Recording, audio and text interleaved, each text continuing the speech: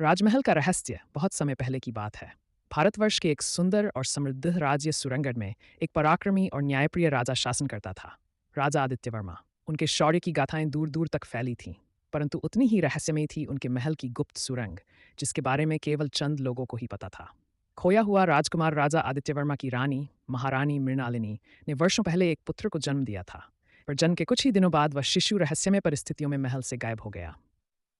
पूरा राज्य शोकमग्न हो गया, पर राजा ने इस बात को जनता से छुपा लिया और केवल इतना कहा कि उनका पुत्र देवताओं के पास तपस्या हेतु गया है।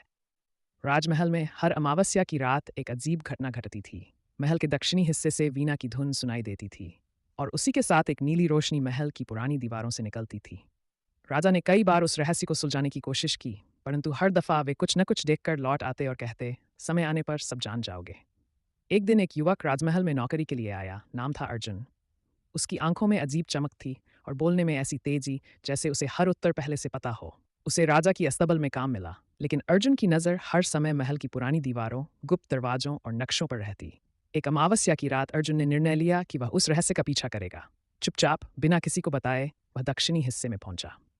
जैसे ही वह वहां पहुंचा, नीली रोशनी उसके चारों ओर फैली और दीवार अचानक अपने आप खुल गई। सामने एक संकरी सुरंग थी।